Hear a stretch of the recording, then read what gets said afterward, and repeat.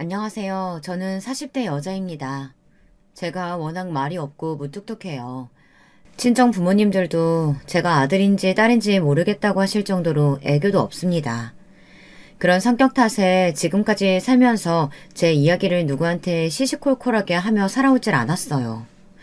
오히려 남의 이야기를 듣는 걸 좋아했습니다. 그런 제가 사연에 빠지다에 직접 사연 글까지 쓰게 될 줄은 정말 몰랐네요. 생각할수록 너무 화가 나고 속상한 일이 있어서요. 주변 친구들은 회사 동료들만 봐도 결혼해서 아이 낳고 사는 사람들 아직 풋풋하고 신혼 같던데 저는 거지 같은 시댁 식구들 때문에 하루도 마음 편할 일이 없었습니다. 그러다 보니 자연스레 남편에 대한 마음도 점점 식더라고요.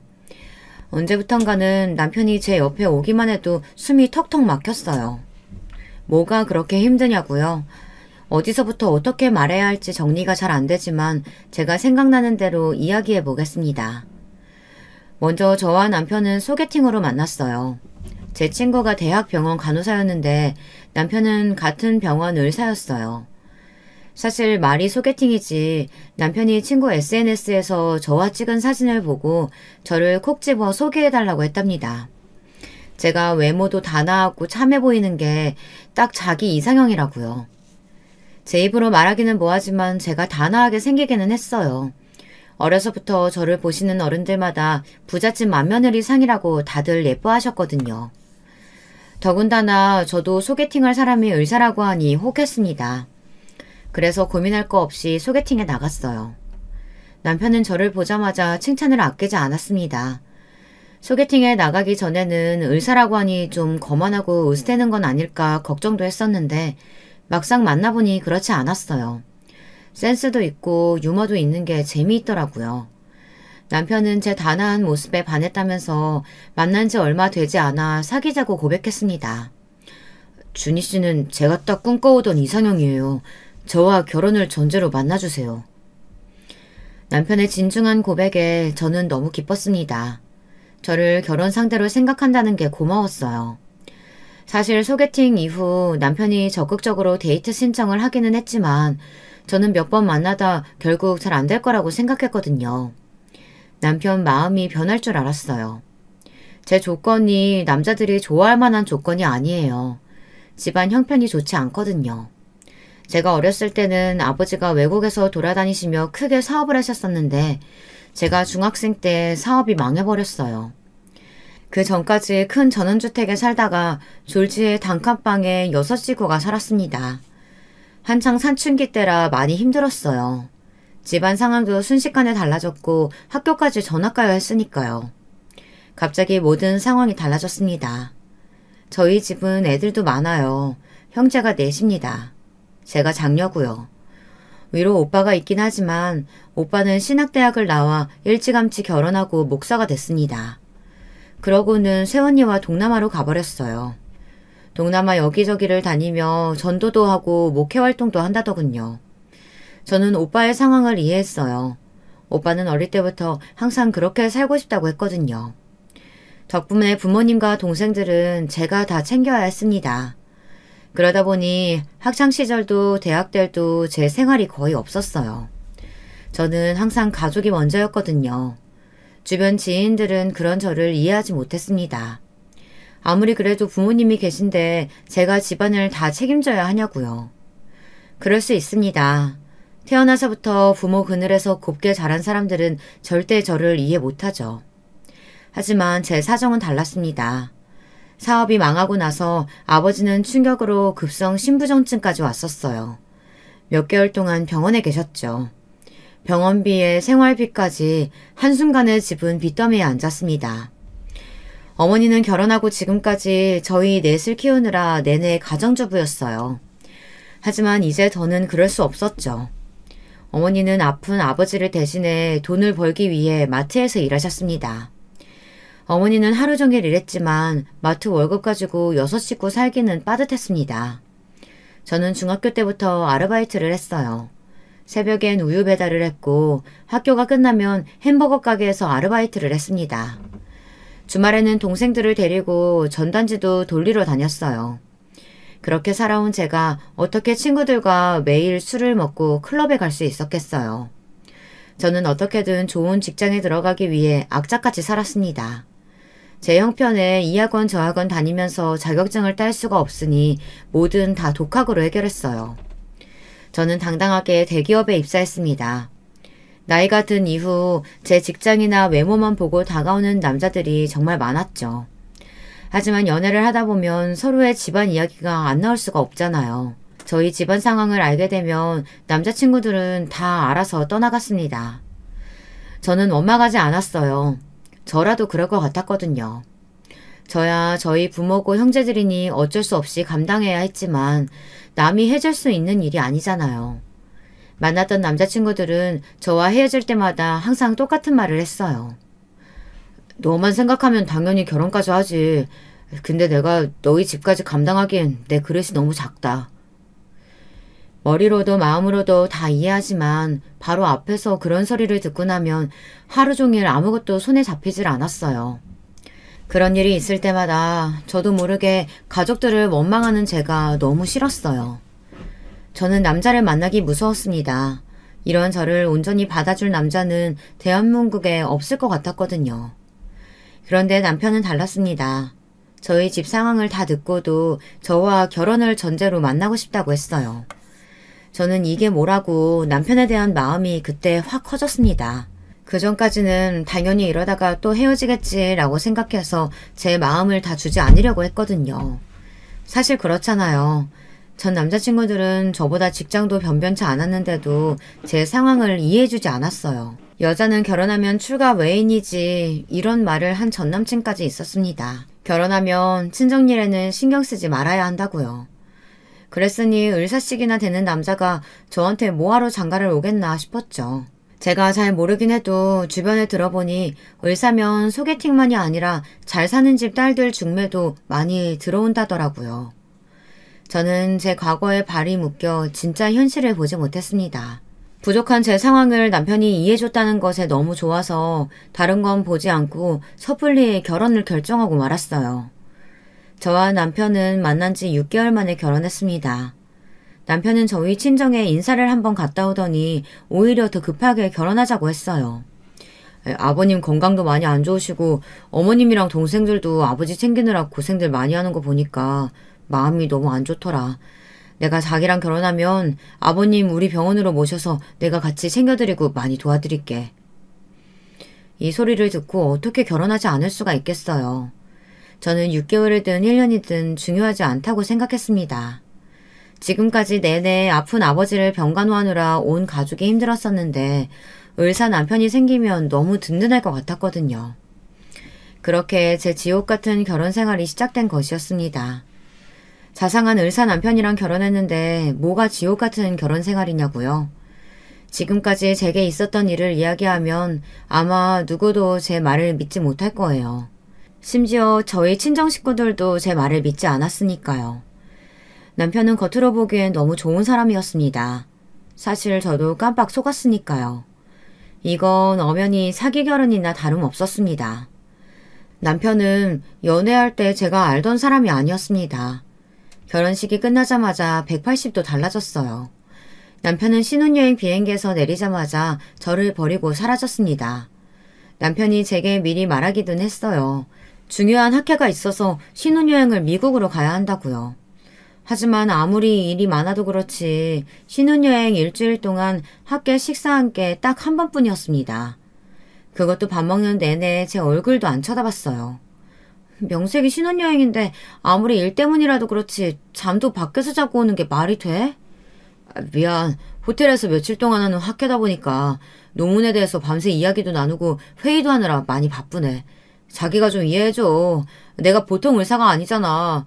앞으로 우리 병원에서 암센터 센터장이 될 몸인데 이 정도는 해야 된다니까. 처음엔 저도 남편 말을 다 믿었습니다. 어렵고 대단한 수술을 해내야 하는 외과 의사인데 제가 이 정도는 이해해줘야 한다고 생각했어요. 하지만 남편은 바빠도 너무 바빴습니다. 신혼여행에 다녀와서도 집에 들어온 날이 손에 꼽혔어요. 그런데 어이없는 일이 있었습니다. 미국까지 신혼여행에 가서 저를 호텔방에 두고 학회에 간다던 남편은 골프장에 있었어요.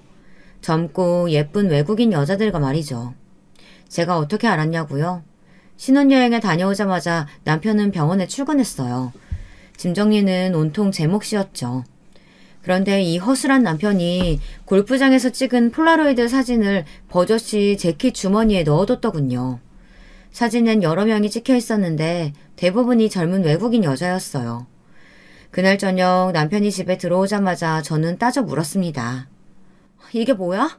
신혼여행에서 매일 혼자 밥 먹고 혼자 잠들게 하더니만 나를 속이고 젊은 여자 끼고 놀러 다닌 거야?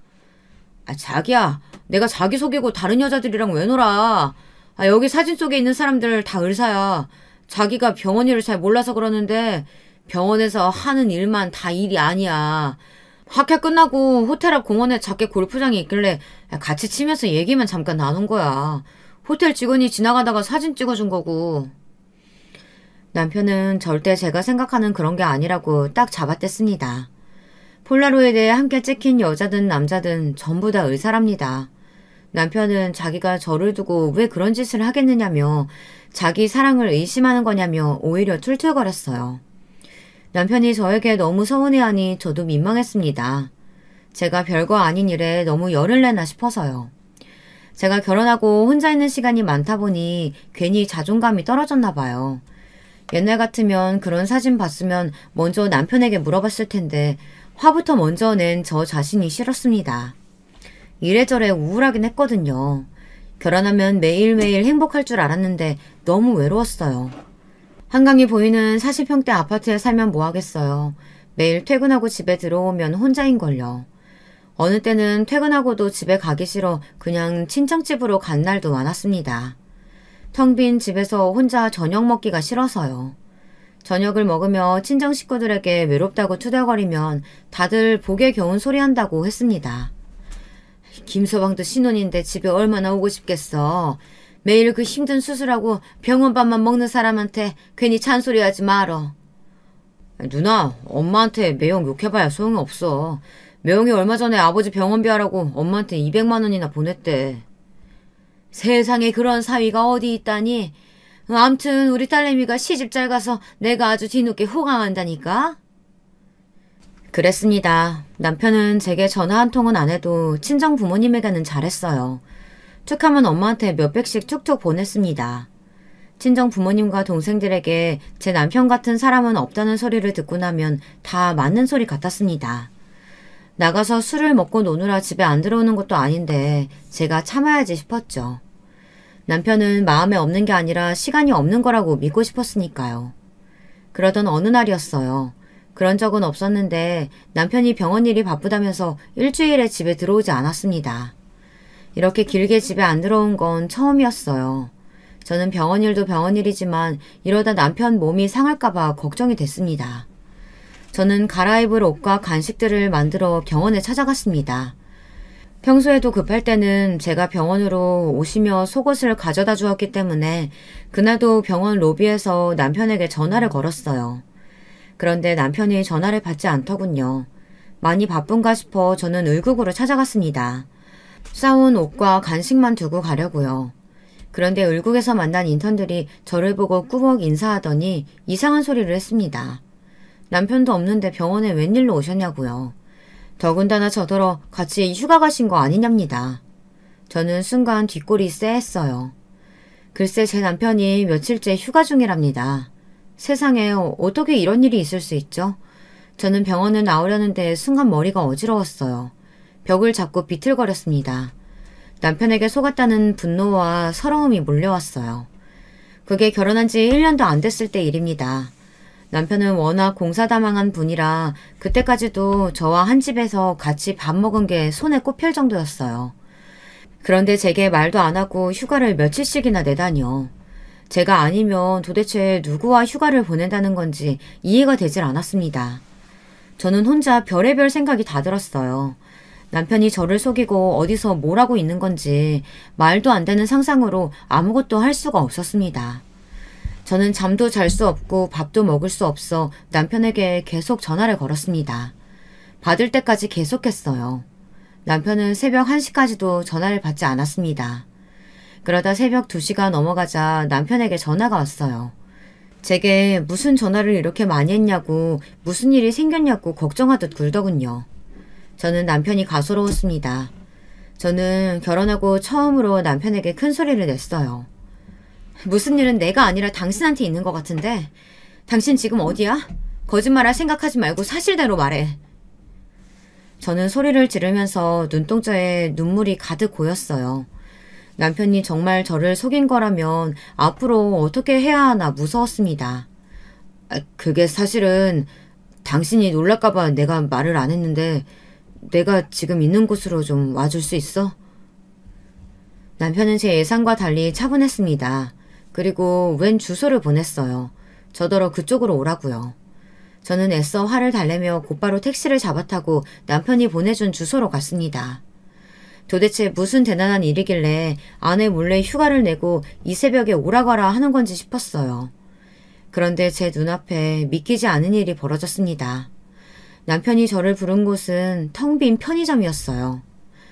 서프라이즈 하려고 했는데 당신이 내가 말 안 하고 휴가 쓴 것 때문에 혼자 또 이상한 상상하는 것 같아서 할 수 없이 미리 공개해야겠다. 그게 도대체 무슨 소리야? 이 편의점은 또 뭐고?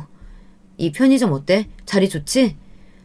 이 새벽에 텅 빈 편의점은 왜? 을사 때려치고 편의점이라도 차리게? 나 말고 장모님 드리려고 그러지. 순간 저는 남편이 무슨 소리를 하는 건가 싶었습니다. 그런데 남편 말이 저희 친정어머니께서 환갑을 훌쩍 넘기시고도 아직도 마트에서 일하시는 게 마음에 쓰였답니다.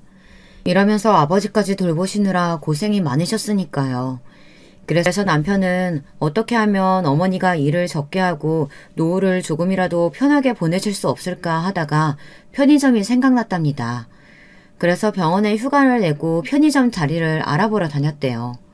저희 어머니 생신에 맞춰 서프라이즈 선물로 편의점을 드리려고요. 그러고 보니 다음 달이 친정엄마 생신이었어요. 저도 생각하지 못하고 있던 걸 남편은 먼저 생각해 준 것이었습니다. 제가 그때 얼마나 울었는지 몰라요. 남편에게 미안해서요. 아무리 돈이 많고 능력이 있어도 사실 쉬운 일은 아니잖아요. 어떤 남자가 처갓집을 위해 편의점까지 차려주겠어요. 그것도 병원에 휴가까지 내고 본인이 발품까지 팔아가면서요. 저는 이런 남편을 의심했다는 것이 너무 창피했습니다. 누가 봐도 너무 좋은 남편인데 뭐가 지옥 같은 결혼 생활이었냐고요? 본격적인 제 결혼 생활은 그때부터 시작이었습니다. 사실 저희 결혼 생활에 복병이 있었습니다. 바로 시댁 식구들이었어요. 저희 시어머니는 대단한 분이었습니다. 제가 지금까지 살면서 본 사람 중에 가장 막무가내인 분이었어요. 막무가내라는 표현도 최대한 좋게 한 거예요. 제 마음속을 이야기하자면 무시 그 자체였습니다. 저런 어머니에게서 어떻게 을사 아들이 나왔을까 매일 볼 때마다 신기했어요. 어느 정도길래 그러냐고요? 시어머니는 소리만 지르면 뭐든지 되는 줄 아는 분이었습니다. 결혼하고 첫 명절 때예요. 명절 며칠 전에 회사에 있는데 제게 연락이 왔어요. 시어머니께서 같이 장을 보러 가게 차를 가지고 오라고 하시더군요. 저는 당연히 주말에 오라는 이야기인 줄 알았어요. 저야 당연히 회사에 있었으니까요. 그래서 알겠다고 하고 끊었습니다. 그런데 30분 후에 또 전화가 오더라고요. 왜 안 오냐고요. 저는 이 상황이 어이가 없었지만 애써 웃으며 말씀드렸습니다. 회사라 지금은 못 가고 주말에 가겠다고요. 그러자 시어머니께서 언성을 높이셨어요. 목소리가 얼마나 큰지 전화기가 터지는 줄 알았습니다. 대기업이면 뭐해? 대충 나와서 창만 보고 다시 들어가면 될걸. 그 잠깐 나오는 거 가지고 사람들 눈치나 보고. 어머니, 윗사람이든 아랫사람이든 회사에 출근하면 퇴근 시간까지는 당연히 회사에 있어야죠. 제가 주말에 갈 테니까 그때 같이 장 보러 가요. 됐다. 주말에 가면 훨씬 더 비싸. 며느리라고 하나 있는 게 영 쓸데가 없네. 시어머니는 본인 하실 말씀만 하시고 전화를 그냥 끊어버리셨어요. 그런 일이 한두 번이 아니었어요. 제게 시어머니의 전화는 언제나 마른 하늘의 날벼락과 같았습니다. 한 번은 그런 적도 있었어요. 주말이라 오랜만에 친구와 영화관에 가려고 준비하고 있었습니다. 남편은 출근했고요. 그런데 아침부터 시어머니가 집에 쳐들어왔어요. 말 그대로 정말 쳐들어오는 느낌이었습니다. 전화도 안 하고 와서는 문을 열자마자 조카들을 현관으로 밀어넣었어요. 시누이의 초등학생 조카들을요. 저는 놀라서 눈이 휘둥그레졌는데요. 시어머니는 막무가내였습니다. 네 시누이가 여행 가서 내가 내일까지 애들 봐주기로 했는데 약속 있는 걸 깜빡했지 뭐냐. 네가 오늘 하루만 애들 좀 봐라. 네? 어머니, 저도 오늘 친구랑 영화 보기로 해서 나가봐야 되는데요. 미리 전화라도 주시지 그랬어요. 너는 왜 숙모가 돼서 조카들 하루도 못 봐주니? 난 중요한 계모임이라 빠질 수가 없어. 그러니까 네가 영화 취소해. 시어머니는 자기 할 말만 해버리고는 도망치듯 가버리셨습니다. 저는 너무 기가 막혀서 말문이 막혔어요. 세상에 이 정도로 상식이 안 통하는 사람은 처음 봤습니다. 저는 결국 친구와의 약속을 취소하고 조카들을 봤습니다. 집에서 애들 밥 해주고 만화 영화를 같이 봤어요. 시간이 흐를수록 제가 지금 뭘 하고 있는 건가 싶었어요. 거기다가 시어머니는 조카들이 잠들 때까지 전화도 한 통 하질 않았습니다. 저는 짜증이 나서 시누이에게 전화했어요. 시누이는 제가 2번이나 전화를 걸었는데도 전화를 안 받더니 뒤늦게 12시가 넘어서야 전화가 걸려오더라고요. 올케, 나 친구들하고 여행 갔다는 소리 못 들었어? 주말 저녁에 왜 자꾸 전화하고 그래? 시누이는 자기 자식들이 우리 집에 있는지도 모르더군요. 거기다가 아무리 여행을 갔어도 그렇지 이 시간까지 도대체 뭘 하는 건지 주변에 남자 목소리까지 들렸어요. 저는 자초지종을 설명했습니다. 시어머니께서 저녁에 애들을 데려가시기로 했는데 지금까지 전화를 안 받으신다고요. 아버지 회식이라더니만 엄마도 아줌마들하고 술 먹고 노나 보네. 애들 잠들었으면 그냥 재워. 외숙모가 조카들 하루 데리고 잘 수도 있지. 뭘 자꾸 전화해. 오늘 하루만 올케가 데리고 자. 내가 내일 데리러 갈게. 가정교육이라는 건 정말 무시 못하는 것 같아요. 시누이는 시어머니랑 완전 복사판이었습니다. 시어머니도 사람들 만나서 밤새도록 술 먹고 노는 걸 좋아했는데 시누이도 똑같았어요. 툭하면 시어머니한테 애들 맡기고 놀러 다니는 것 같더라고요. 뭐 노는 거야 뭐가 문제겠어요. 저한테까지 피해를 주니 그게 문제였죠. 다음날 애들을 데리고 간다던 시누이는 점심때가 지날 때까지 코빼기도 안 보였습니다. 제 전화도 안 받았고요. 저는 이대로 안 되겠다 싶어 조카들을 데리고 시댁으로 갔습니다. 그나마 시누이 집으로 바로 가려던 걸 참고 시댁으로 간 겁니다. 그런데 시어머니는 저를 보자마자 눈을 흘겼어요. 제가 시댁까지 올 거라고는 생각도 못했나 보더군요. 저와 조카들이 들어서자 시아버지가 자리에서 벌떡 일어나셨어요. 새아가, 네가 애들을 왜 데리고 왔어? 애들 엄마는 뭐하고?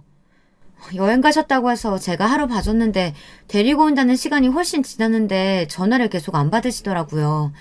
그래서 오랜만에 어머님 아버님이랑 저녁도 같이 먹을 겸 조카들도 아예 데리고 왔어요. 형님님더러 그냥 이쪽으로 오라고 하려고요. 이에는 이, 눈에는 눈이었습니다. 시어머니와 시누이가 저에게 뻔뻔하게 구니 저도 똑같이 해야지 별 수 있나요? 그런데 순식간에 분위기가 나빠졌습니다. 시아버지께서 표정이 우락부락해지시더니 버럭 시어머니에게 화를 내셨어요. 이 기집애 이거 애 둘씩이나 딸린 유부녀가 애 맡기고 어디 갔어? 또 어디 가서 술 퍼마시고 있는 거 아니야? 그때까지 저도 시댁 일은 잘 몰랐었는데 그날 다 알게 됐어요. 사실 시아버지는 굉장히 보수적이시고 권위적이세요. 자기밖에 모르는 시어머니랑 시누이 둘 다 시아버지 앞에서는 꼼짝 못할 정도로 무서웠죠. 제 앞에서랑 시아버지 앞에서의 모습이 너무 달라서 신기할 정도였어요. 같은 사람이 맞나 싶어서요. 저희 시댁은 시아버지가 모든 경제권을 쥐고 계세요. 시아버지는 젊어서 자수성가한 사업가라 재산이 꽤 많습니다. 남편 말이 시아버지 덕분에 시어머니랑 시누이는 평생 일도 안 하고 놀고 먹으며 돈 쓰는 것만 했대요. 시아버지께서 젊을 때 일만 하시느라 너무 바빠서 가정에 소홀했답니다. 돈만 열심히 벌어다 주신 거죠. 반면 시어머니와 시누이는 유흥을 좋아해요. 술도 좋아하고 춤추러 다니는 것도 좋아합니다. 감시하는 사람이 없으니 두 분 다 매일매일 놀러 다니며 시아버지가 벌어다 주는 돈으로 열심히 놀고 다녔던 거죠. 말이 좋아 유흥이지 사실 술은 사건 사고와 떼어놓을 수 없잖아요. 매일 술 먹고 놀다 보니 여러 번 사고를 쳤나 보더군요. 시누이는 술만 먹었다 하며 사람들과 시비가 붙어 지구대에 잡혀간 적이 한두 번이 아니랍니다. 그럴 때마다 시아버지가 몇 번이나 빼줬고요. 그래서 급하게 시집을 보냈답니다. 시누이의 남편인 아주버님도 시아버지가 여기저기 수소문해서 소개해준 남자랍니다. 시누이의 평소 행실을 아는 남자들은 다들 결혼을 꺼리다 보니 아예 모르는 사람을 데려다 소개를 해준 거죠. 9대 정도 드나들던 시누이는 애교였습니다. 어머니는 아주 대형 사고를 치셨대요. 시아버지가 보시기엔 시어머니와 시누이가 사치가 심하다고 생각하셨나 봐요. 언젠가부턴가 시아버지께서 집안 단속을 하시며 잔소리를 심하게 하셨대요. 전처럼 모임이나 술자리도 못 가게 하고 카드 한도도 확 줄여버렸답니다. 지금까지 살아왔던 습관이 있었으니 시어머니는 너무 답답하셨나 봐요. 방법을 바꿔서 대낮에 춤을 추러 다니셨답니다. 댄스 스포츠야 건강에도 좋다는데 뭐가 문제냐고요.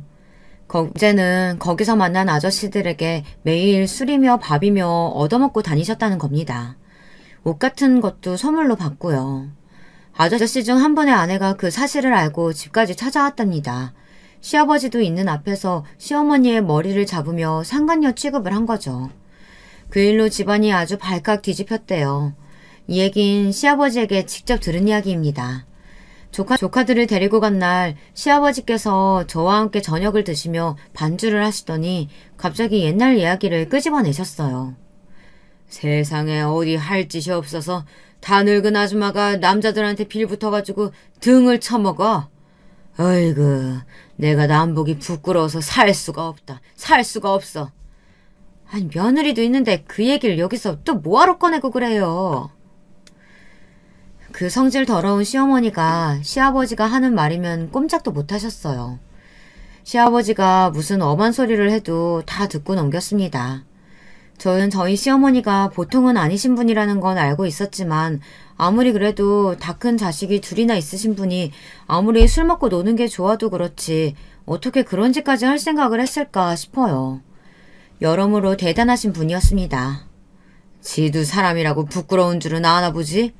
으이그, 내가 며느리 앞이라 여기까지 말하지만 내가 보살이다 보살이야.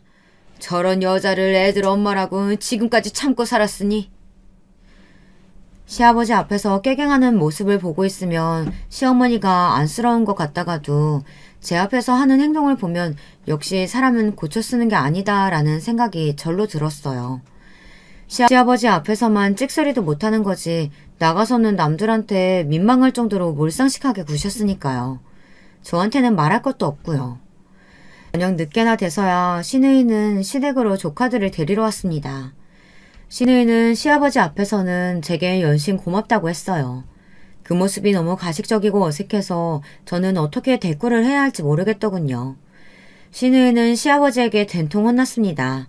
다른 사람도 아니고 올케한테 애들을 맡기고 여행 가는 시누이가 어디 있냐고요. 한 번만 더 저에게 시집살이를 시키면서 시누이 흉내를 냈다가는 다시는 애들 안 봐주겠다고 선전포고를 하셨습니다. 저는 애써 표정을 감췄지만 왠지 속이 후련했습니다. 그런데 당황스러운 일이 벌어졌어요. 집에 가려고 시댁을 나오는데 시어머니께서 굳이 마중을 하겠다고 쫓아나오시더군요. 그러더니 갑자기 저를 벽에 밀쳤어요. 이게 곰인 줄 알았더니 알고 보니 백녀시였네? 저는 시어머니의 말과 행동에 너무 놀라 어안이 벙벙했어요. 거지 같은 게 아무것도 없으면서 괜히 깝치지 말고 얌전히 있어. 안 그러면 내 아들 옆에서 날려버릴 거니까. 어머니, 제가 뭘 어쨌다고 그런 막말을 하세요. 저랑 준우 씨 사랑해서 결혼했는데 어머니 말 한마디에 쉽게 헤어질 사이 아니거든요. 착각은 자유지. 내 아들이 미쳤냐? 너 같은 거지를 사랑하게? 내가 세상에서 내 아들을 제일 잘 알아. 내 아들이 얼마나 똑똑한데. 네가 거지 같은 집구석 딸내미라 만만해서 결혼한 거야. 그래야 돈 주면 네가 알아서 시댁에도 잘하고 내 아들 내줘도 잘할 것 같아서. 그러니까 쉽게 말해. 너는 우리 집 종인 거지. 저는 시어머니의 말에 진심으로 충격을 받았습니다. 아무리 제가 조카들을 데려와서 시아버지에게 싫은 소리 좀 들었다고 해도 그렇지 어떻게 시어머니라는 사람이 며느리한테 저런 소리를 할 수 있나 싶었어요. 저는 고민하다 남편에게 말도 못했어요. 시어머니의 말이 당연히 사실이 아닌데 남편한테까지 말해서 둘 다 힘들어할 필요는 없으니까요. 그러던 중에 아이가 태어났습니다. 정말 눈에 넣어도 아프지 않는다는 말이 무슨 소리인지 알겠더라고요. 정말 너무 예뻤어요. 하지만 문제가 있었습니다. 저도 남편도 둘 다 직장을 그만둘 수가 없는 상황이다 보니 육아휴직을 끝나면 앞으로 어떻게 해야 할지 생각해야 했습니다. 천상 동네의 어린이집에 보내야 하는데 제가 퇴근하고 집에 올 때까지 봐주는 어린이집은 없었어요. 제가 퇴근하고 올 때까지 아이를 봐줄 분이 필요했어요. 저는 고민 끝에 친정어머니께 부탁할 생각이었습니다.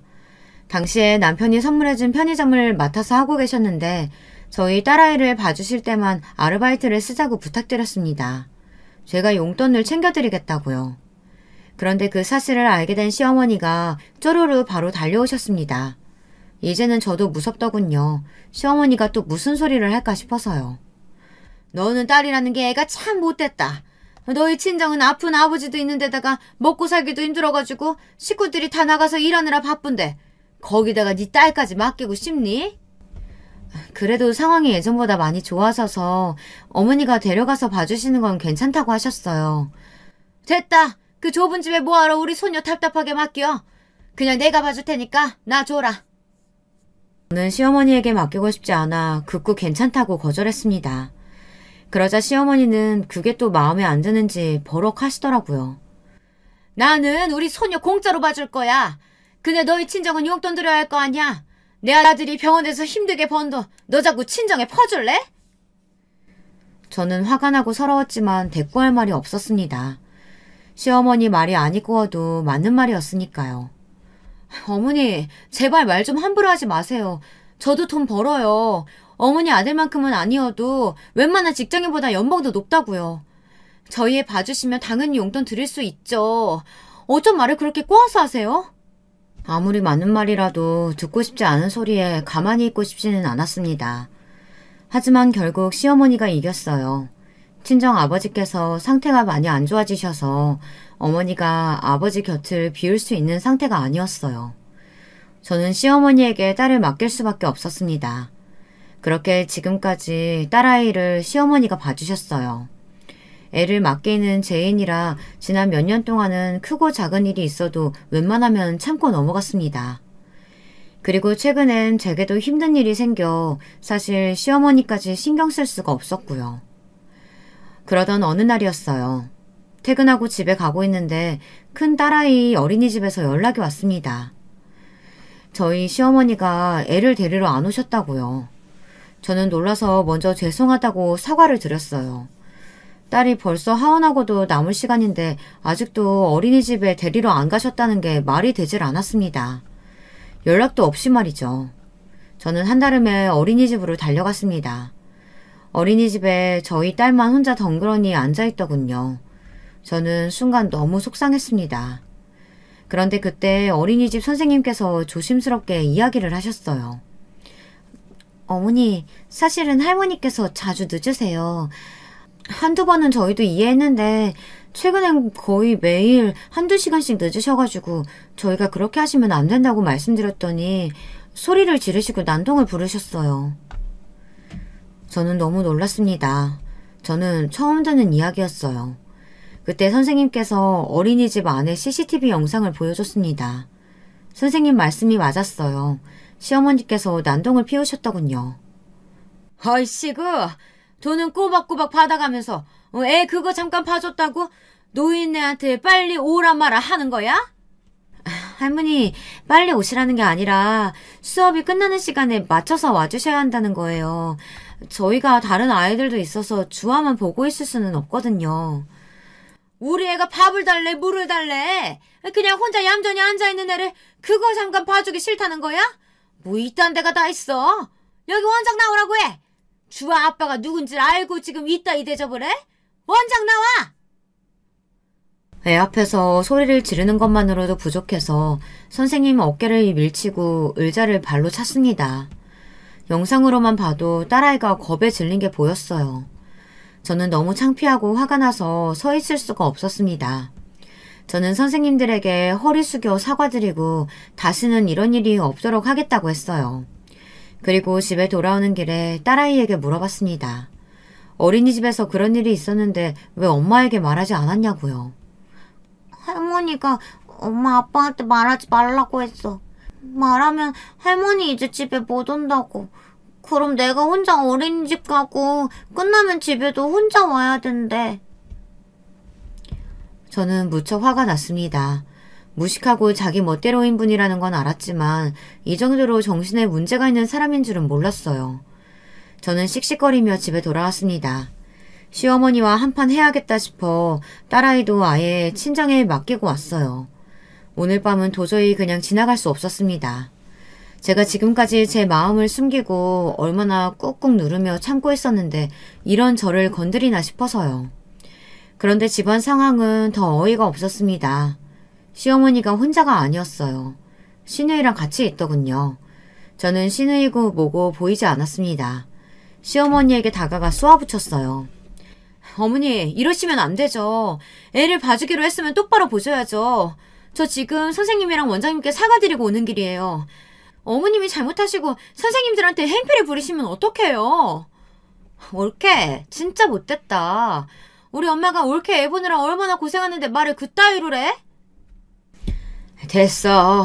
내가 오늘은 시간을 착각했다, 애미야. 내가 잘못했다. 다음엔 절대 안 까먹을게. 이상했습니다. 이건 제가 생각한 반응이 아니었어요. 분명 평소에 시어머니라면 제게 막말을 퍼부으며 머리끄댕이라도 잡으려고 달라드려야 하는데 갑자기 제 편을 드셨어요. 저는 순간 기분이 좋지 않았습니다. 등에 소름이 돋는 것 같았거든요. 역시 제 촉이 맞았습니다. 시어머니가 순순히 제게 잘못했다고 말할 위인이 아니었죠. 제게 부탁할 것이 있어 잘못한 척 군 겁니다. 부탁할 것이 뭐냐고요? 글쎄 저더러 시누이를 좀 데리고 있으라네요. 저는 기가 차서 말도 나오질 않았습니다. 사실은 네 시누이 이혼한 거 아직 네 시아버지한테 말을 못했어. 알잖아, 너희 시아버지 성질 고약한 거. 얘가 바람 피워갖고 이혼당한 거 알면 얘 머리 다 뽑힐 거야. 네, 그랬습니다. 얼마 전 집안이 또 한 번 발칵 뒤집혔어요. 시누이는 그렇게 매일 술 먹고 놀러 다니더니만 바람이 난 거였더군요. 결국은 이혼까지 당했어요. 애들도 다 뺏기고요. 말해봐야 제 입만 더러워지는 것 같아 말하고 싶지도 않습니다. 정말 상식이라고는 없는 거지 같은 집구석이에요. 엄마, 나더러 동생네 얹혀 살라는 거야? 빨리 오피스텔이나 하나 사주면 되잖아. 조용히 좀 해. 내가 너희 아버지 아니면 돈이 어딨어. 분위기 봐서 기분 좋을 때 얘기할 테니까. 그러게 백수 주제에 어디서 바람을 피워. 아이고 속 터져. 위자료도 한 푼 못 받고 애도 뺏겨. 내가 너 때문에 얼굴을 들고 살 수가 없다. 언제는 절대 들키지만 않으면 되는 거라고 그러더니만 위자료 못 받고 나왔다고 이렇게 사람을 무시해? 그러니까 들키지 말았어야지 이년아. 아휴, 암튼 네 아버지 주머니에서 돈 나올 때까지 네 옳게 말 잘 듣고 있어. 주아도 좀 잘 봐주고. 세상에 사람 탈을 쓰고 어떻게 저렇게 뻔뻔할 수가 있을까요?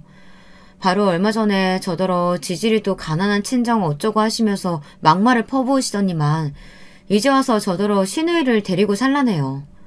시누이도 시어머니도 정말 천박하고 싫었습니다. 시어머니는 제 속도 모르고 제 손을 지그시 잡더군요. 애미야, 내가 지금까지 우리 주아 얼마나 지극정성으로 키웠어. 그러니까 이번엔 네가 나 좀 도와준다고 생각해. 우리 애 너무 불쌍하지 않니? 네가 당분간만 좀 데리고 같이 살아. 타이밍이 기가 막혔습니다. 때마침 남편이 집에 들어오더군요. 저는 남편 얼굴을 보자마자 피식 웃었습니다. 그리고 시어머니의 손을 아주 세게 뿌리쳤어요. 그리고 내내 준비했던 말을 했어요. 어머니는 가만 보면 참 부끄러운 줄을 모르세요. 바람 피우는 더러운 년을 저더러 어떻게 데리고 살라는 거예요? 저는 절대 우리 주아랑 더 더러운 년이랑 같이 사는 꼴 못 봐요. 뭐야? 너 내가 이렇게까지 얘기했는데 감히 내 딸한테 뭐? 더러운 년? 시어머니는 제게 달려들었습니다. 금방이라도 제 머리끄덩이를 잡으려고 했죠. 제가 이 정도 각오도 안 하고 신우이에게 욕을 퍼부었을까요? 이미 제 마음은 단호했습니다. 무서울 거 없어요. 저는 시어머니를 밀어버렸습니다. 그리고 소리쳤어요. 당신이야말로 자식 새끼들 저 따위로 키워놓고 어디 감히 나한테 손을 대. 나 이제 당신 며느리 안 해. 당신 미쳤어? 지금 우리 어머니한테 뭐 하는 거야? 시어머니가 바닥에 넘어지며 남편에게 우는 소리를 했습니다. 아이고 아이고를 연신 울부짖으며 자기 팔자를 운운했죠. 남편은 그런 시어머니를 부축하며 제게 소리를 질렀습니다. 저는 남편을 쏘아보았어요. 그리고 시어머니를 향해 똑부러지게 말했습니다. 나 당신 아들이랑 지금 당장 이혼할 거야.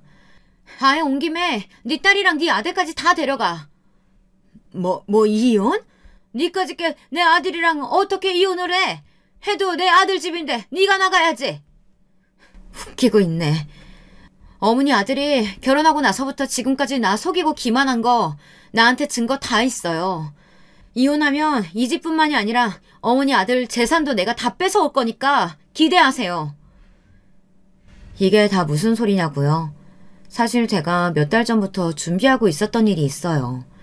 남편과 이혼 소송을 하기 위해 저는 칼을 갈고 있었습니다. 남편의 불륜 사실을 안 건 여름 휴가 때예요. 남편은 올해는 꼭 저와 딸과 함께 휴가를 가겠다고 약속했습니다.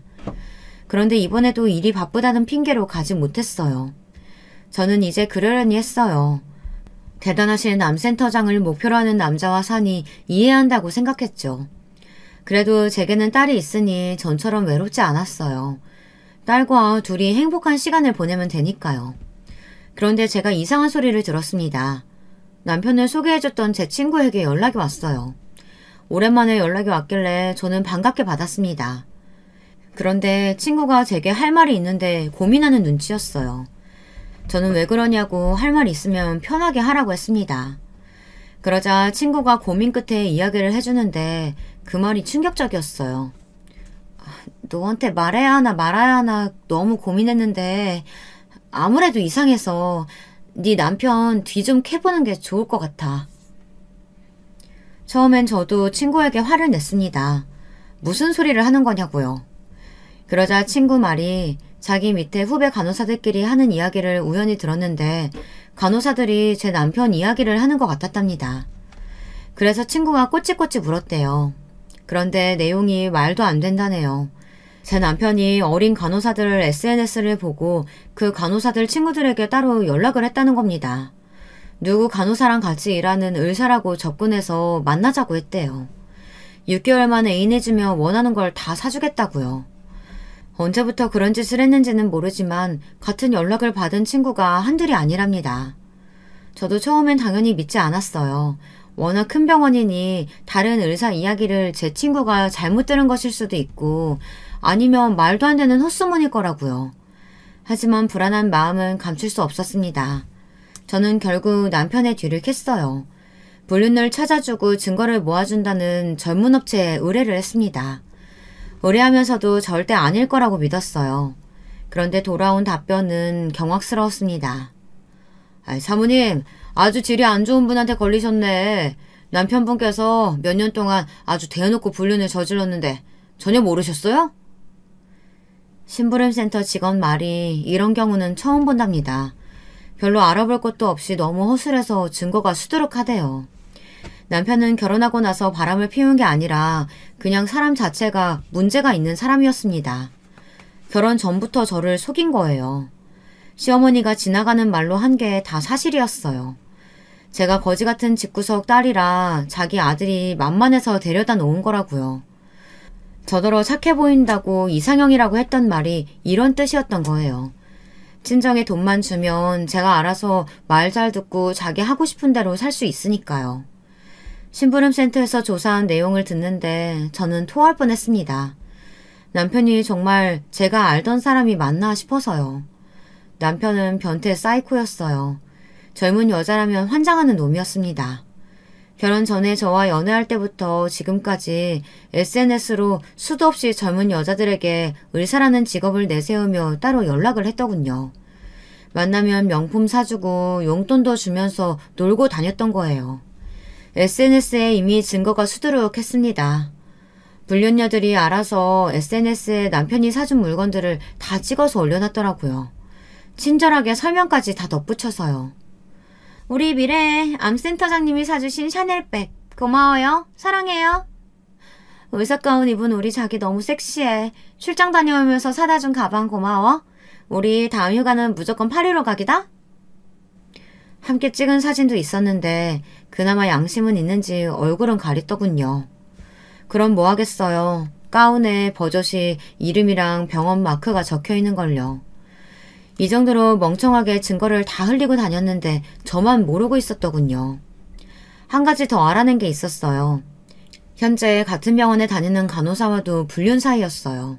저도 아는 간호사였죠. 가끔 병원에 갔을 때 본 적이 있었습니다. 저에게 사모님 하면서 얼마나 친한 척 굴었는지 몰라요. 그 간호사와는 꽤 오래된 관계랍니다. 주고받은 메시지가 상당한데 둘이 아주 좋아 죽더군요. 저한테 일 때문에 학회에 간다, 출장을 간다 했던 게 다 그 상간녀 간호사와 함께 놀러 갔던 거였어요.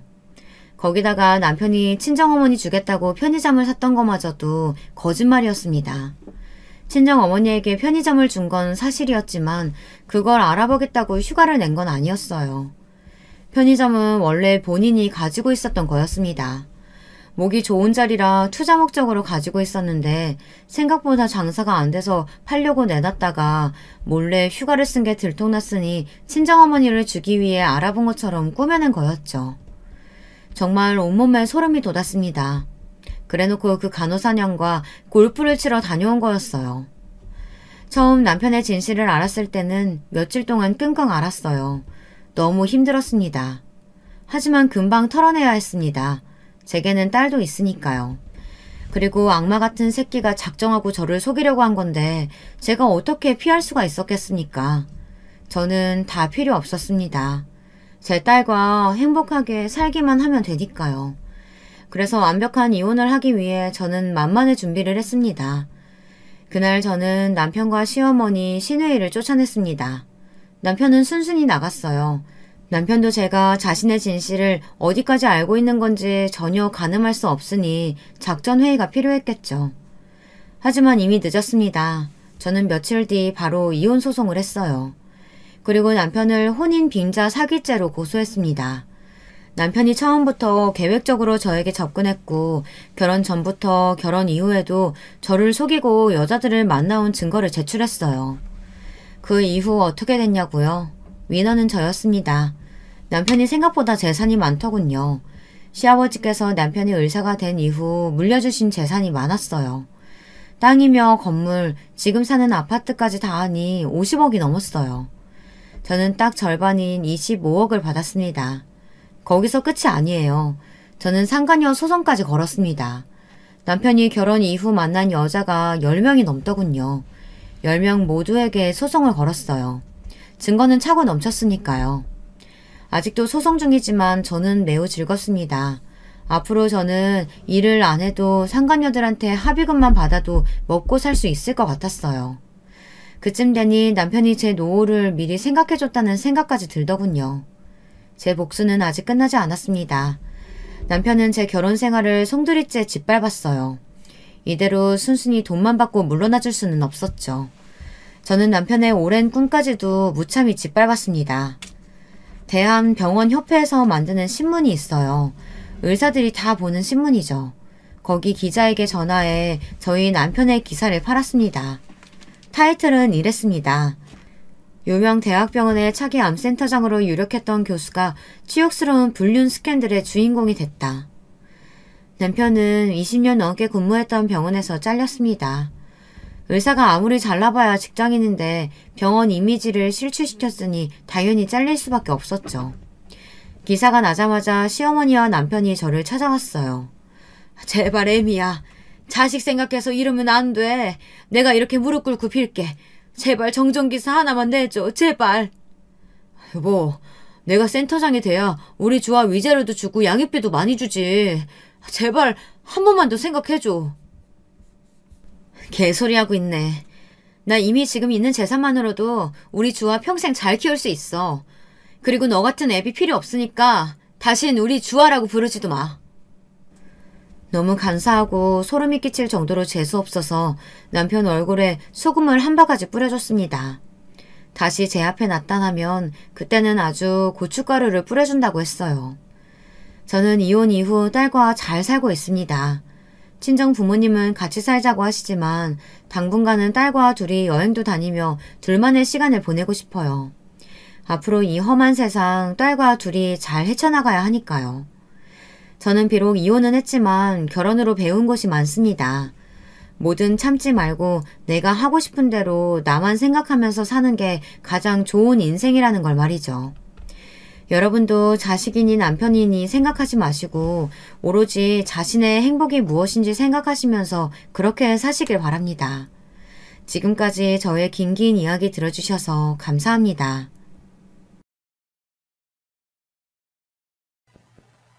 안녕하세요. 평소 재미있게 사연을 듣고 있는 50대의 평범한 여자입니다. 다른 분들의 사는 이야기를 듣다 보니 불현듯 오늘은 제 이야기를 털어놔보고 싶더라고요.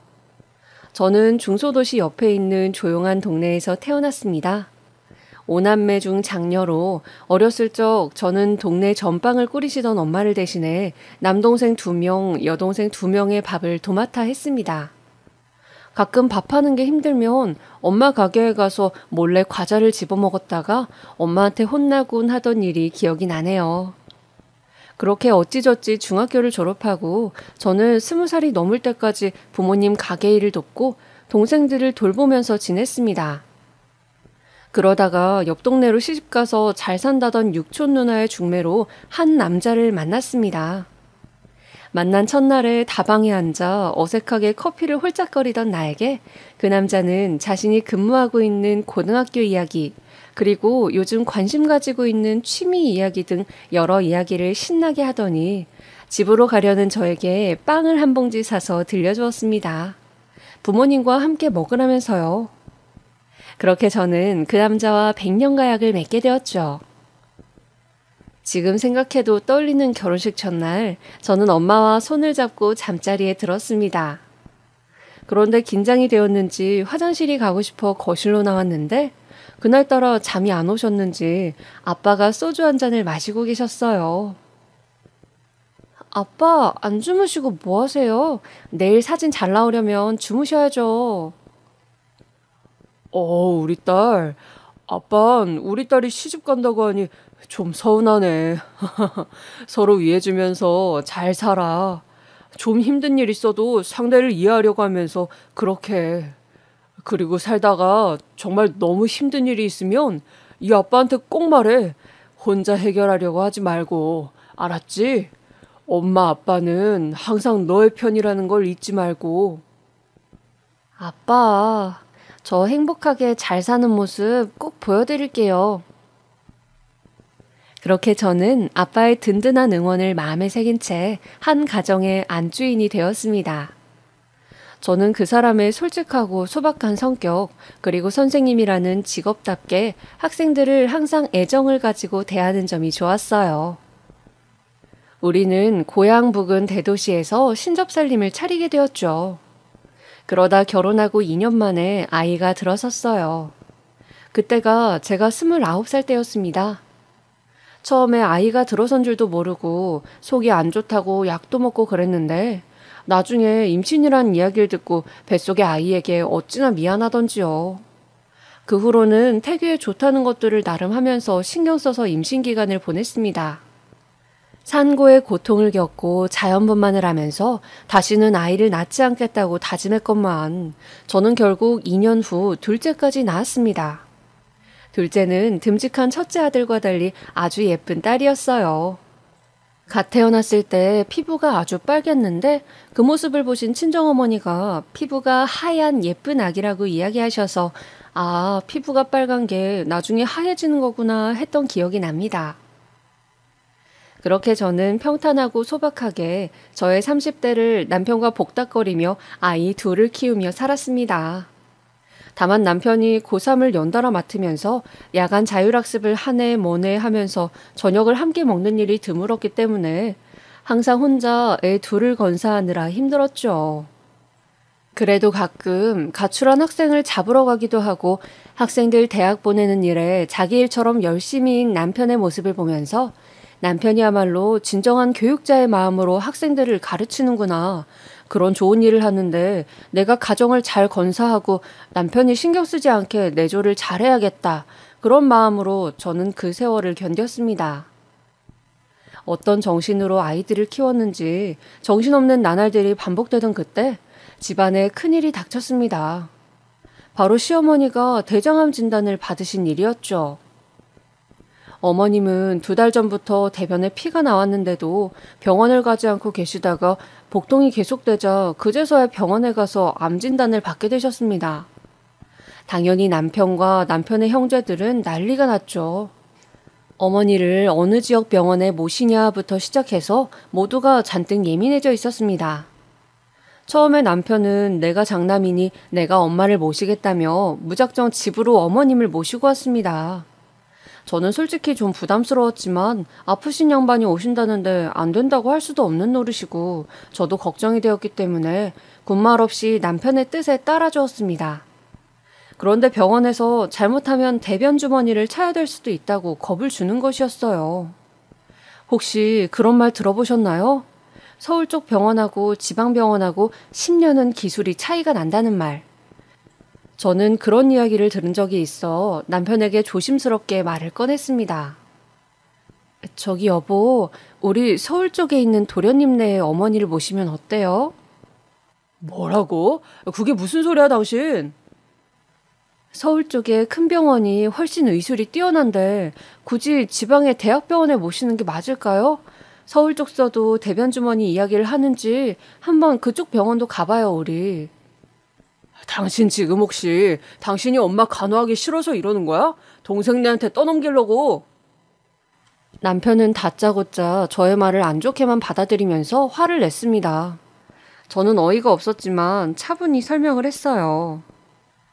아니, 어머님 입장에서 수술하고 대변 주머니를 차고 계셔야 하는 거하고 안 해도 되는 거하고 앞으로 살아갈 인생이 얼마나 많이 달라지겠어요?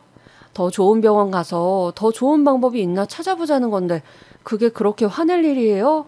내가 나조차고 이런 소리 하는 것 같아요? 됐어. 장남인 내가 어머니 모실 거야. 그렇게 알아. 남편은 제 말을 끝까지 고깝게 듣더니 자리를 박차고 나가더군요. 평소에는 똑똑하고 이성적인 사람인데 어머니가 편찮으시니까 자기 생각에만 빠져서 남의 말은 전혀 듣지 않는 사람이 되어 있었습니다. 저는 이대로는 안 되겠다 싶어서 도련님들께 제 의견을 좋게 말씀드렸어요. 그러자 서울에 살고 있었던 둘째 도련님과 셋째 도련님이 안 그래도 서울 아산병원에 예약을 해봐야겠다고 생각했다며 서울 쪽에 한번 진료를 받아보자고 하시더라고요. 그렇게 남편은 계속 화를 냈지만 결국 도련님들의 설득으로 어머님은 서울 아산병원을 가서 진료를 받았고 그 결과 수술은 해야 하지만 대변 주머니까지는 안 차도 된다는 답변을 들었습니다. 확실히 지방병원하고 결론이 달랐습니다. 그래서 어머님은 서울 도련님들과 동서들이 건사하기로 결정이 되었죠. 그리고 어머님은 무사히 수술을 받고 항암 치료를 하셨습니다. 수술은 예후가 좋았고 겨우겨우 저와 가족들은 한시름을 놓았죠. 그런데 문제는 남편이었습니다. 남편은 원래 술을 좋아하던 사람인데 어머니 문제로 저와 다투었던 일을 술만 취하면 꺼내어 빈정대고 비꼬기 시작했습니다. 글자 그대로 시비를 거는 거죠. 당신이 최고 잘났지? 어? 남편이 말이야 엄마를 모시겠다고 하는데 며느리가 돼가지고 말이야 그게 할 말이야? 갑자기 또 무슨 소리예요? 말 좀 해보란 말이야. 남편을 무시해도 정도라는 게 있는 거야. 술 취했으면 제발 잠이나 자요. 이런 식으로 항상 술만 취하면 자고 있던 저를 깨워서 시비를 거는 것이었습니다. 저는 정말 진저리가 났습니다. 왜 이렇게 유약하고 자신의 감정만 중요한 것인지. 거기다 제 남편에게는 아주 큰 문제가 있었습니다. 바로 유흥을 좋아한다는 거였죠. 학교 교사도 공무원인데 남편은 동료 교사들과 여자가 있는 술집이나 노래방을 다녔습니다. 저 같으면 전날 그런 데 가서 놀고 다음날 학생들 얼굴을 부끄러워서 못 볼 것 같은데 남편은 거기에 대해서는 아주 뻔뻔하더군요. 그냥 남자가 하루 놀 수도 있는 거지 그렇게 큰 의미를 부여할 필요가 뭐가 있느냐는 거였죠. 저는 너무 자존심이 상했습니다. 술에 취해서 술집 직원이나 여자에게 카드를 주면서 비번까지 말해 술값으로 몇백만 원을 결제해오는가 하면 가끔 남편을 찾는 술집 여자 전화도 걸려왔어요. 여자로서 너무 자존심이 상하고 남편에게 실망스러웠습니다. 그러나 가정주부인 제 입장에서 학교를 다니고 있는 애들을 저 혼자 건사하며 키우기가 무서워 저는 이혼을 하지 못하고 남편을 좋은 말로 달랠 수밖에 없었죠. 여보, 당신은 교육자인데 그런 식으로 여자까지 불러놓는 것은 자제해야 하지 않겠어요? 같이 사는 내 입장도 좀 생각해 주시고요. 알았어. 그러게 왜 사람 속을 긁냔 말이야. 그런 말을 좋게 할 때면 남편은 듣기 싫다는 듯이 퉁명스럽게 대답할 뿐이었어요. 저는 아들과 딸이 이런 사실을 모르길 바라면서 혼자 모든 수모와 비참함을 견뎌내고 있었습니다. 그렇게 몇 년을 버티면서 가끔 남편이 술집에 다녀온 것 같아도 알아도 모른 척 버텼더니 속이 다 문드러졌는지 남편에게 정이 떨어졌는지 나중에는 그냥 같이 아이 키우고 사는 동업자라는 생각이 들더라고요.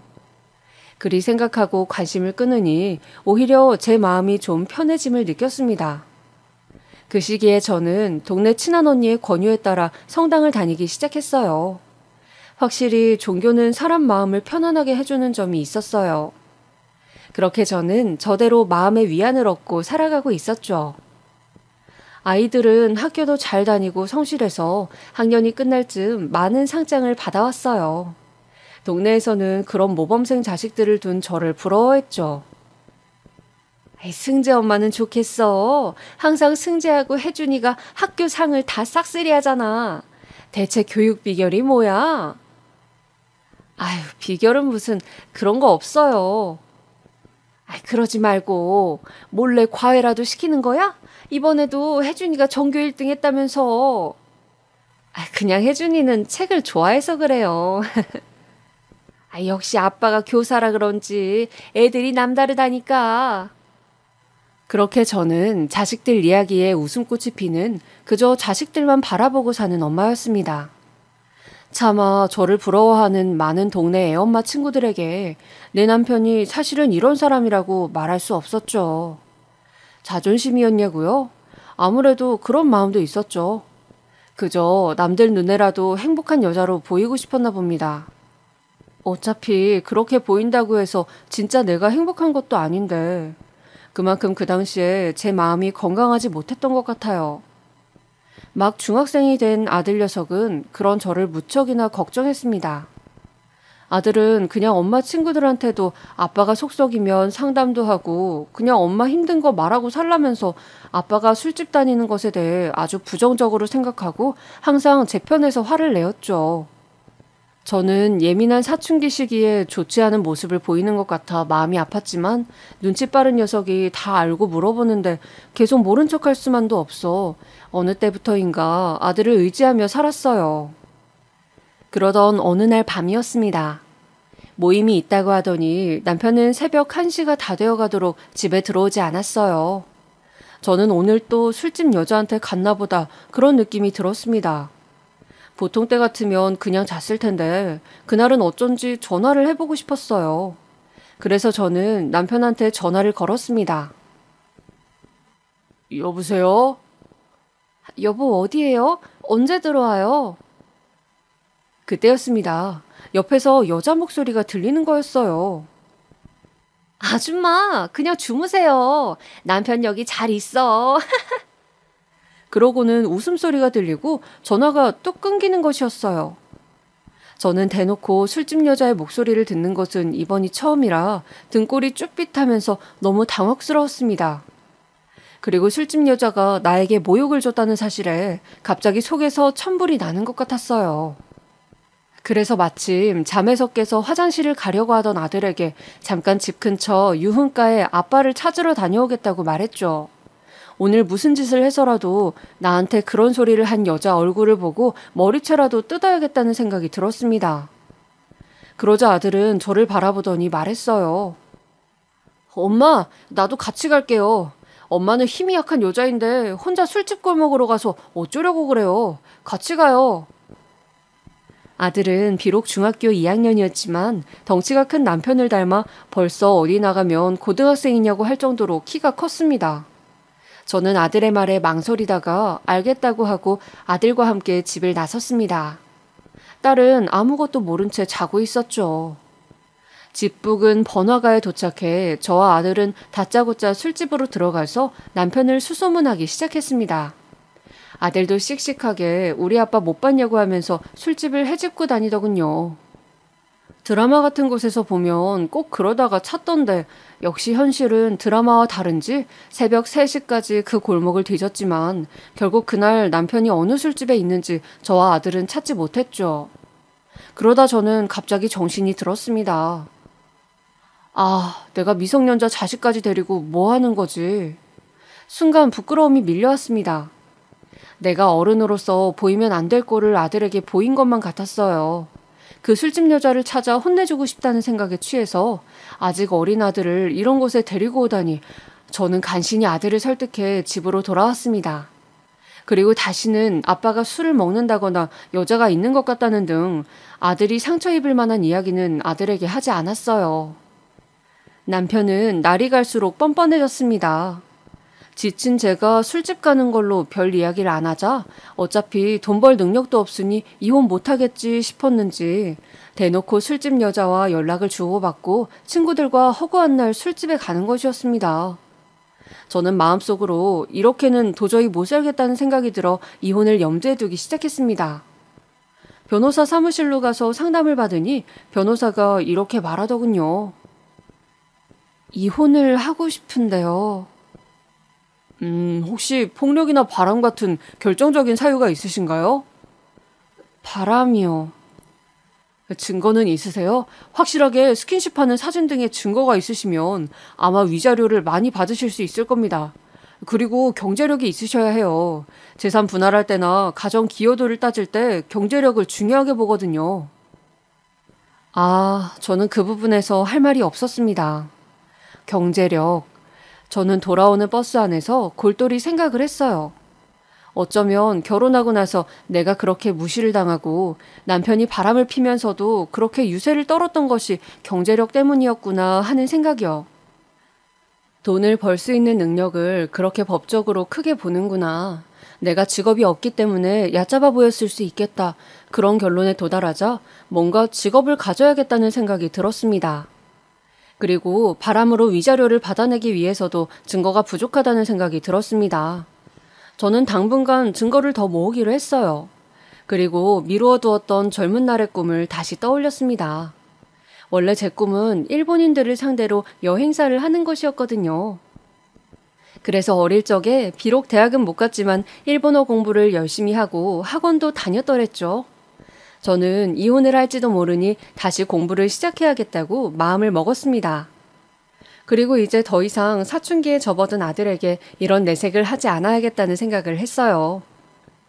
딸은 상황을 잘 모르고 있었지만 아들은 아버지가 술집 여자와 놀곤 한다는 것을 이미 알고 있었고 그 일을 알게 된 뒤로 통 아빠에게 마음을 주지 않는 듯 했습니다. 같이 밥을 먹는 자리에서도 아빠가 말을 시키면 대답도 하질 않고 무시를 한다거나 단답형으로만 말을 하고 아빠와 눈을 맞추려고도 하지 않았어요.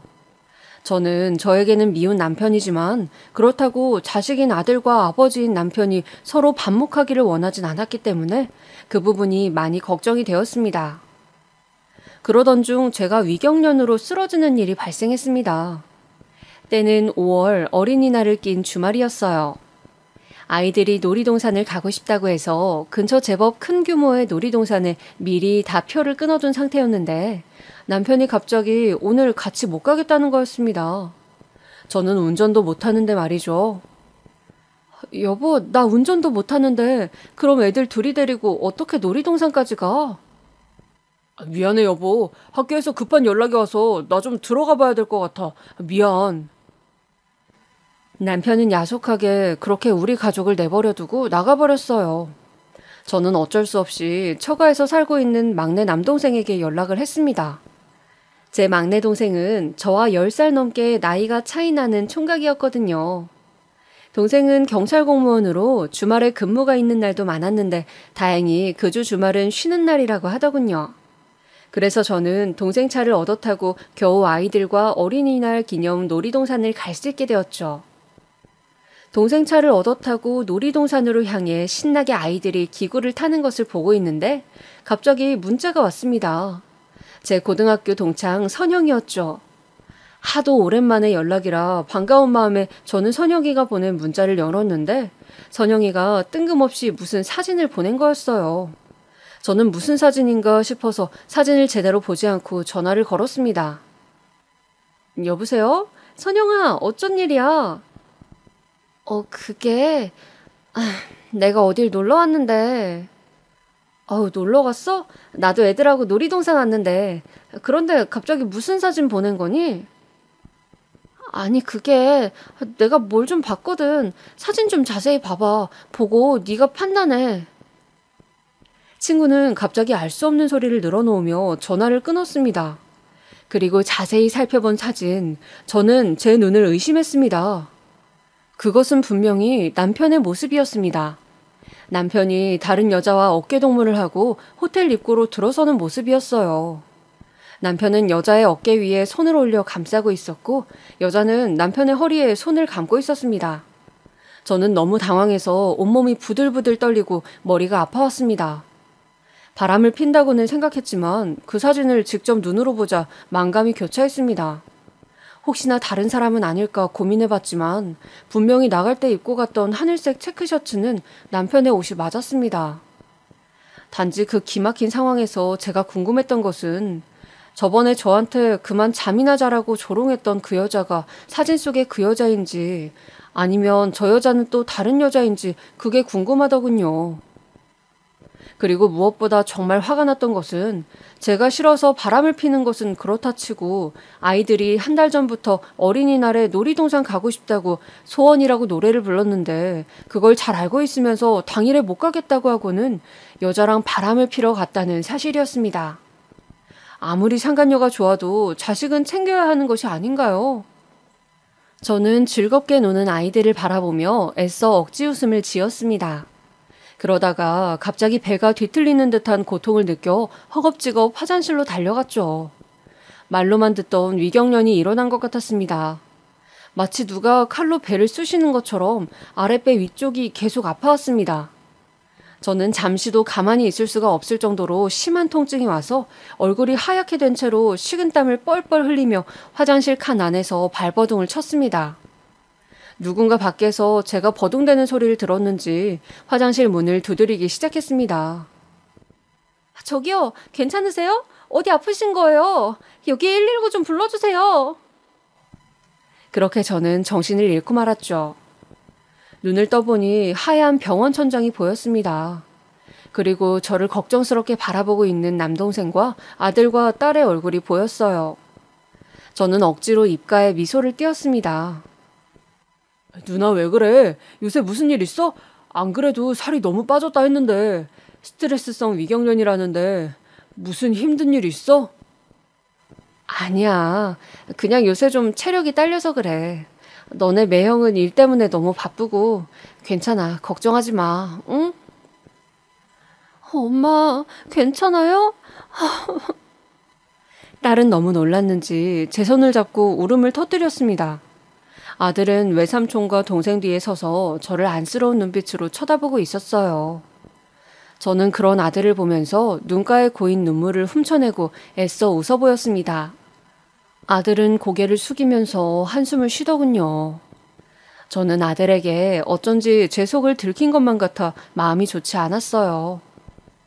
오늘은 어린이날인데 오늘 하루만이라도 항상 내 걱정을 하는 아들이 그저 자신의 나이답게 행복하게 즐겁게 보내길 바랐는데 저는 너무도 부족하고 또 부족한 엄마였습니다. 그렇게 며칠이 지났어요. 어린이날 밤늦게 돌아온 남편은 또 혀 꼬부라진 소리로 저에게 시비를 걸어댔죠. 당신이 내 마음을 몰라주고 무시하니까 내가 밖으로 도는 것이라는 둥, 이제 당신뿐 아니라 애들 역시 나를 무시한다는 둥, 이 집에서 나는 혼자라는 둥, 전부 자신이 피해자고 전부 제 탓이라는 식으로 말도 안 되는 꼬투리를 잡으며 술주정을 했습니다. 저는 이제 기운도 없고 대거리도 하기 싫어 그저 남편이 떠들던지 말던지 잠자리에 들었습니다. 그렇게 저는 냉전 아닌 냉전을 하면서 힘들게 결혼 생활을 유지하고 있었어요. 친구가 저번에 보내준 사진은 근처 사진관에 가서 출력해서 잘 보관해 두었습니다. 혹시나 이혼 소송을 하게 되면 중요한 증거가 될 수도 있을 것 같았거든요. 좀 더 증거가 쌓이고 일본어 자격증을 따게 되면 비록 제가 경력이 없더라도 이혼 소송을 해볼 생각이었습니다. 더 이상 이렇게 말라비틀어진 마음으로 사람 같지 않게 살 수는 없었어요. 누구를 미워하며 매일 얼굴을 보는 것이 제 마음에 도리어 독이 되어 제 모든 인생이 망가져버릴 것만 같았죠. 저는 그저 아이들과 함께 속 끓이지 않고 평온한 마음으로 하루를 살아가고 싶었습니다.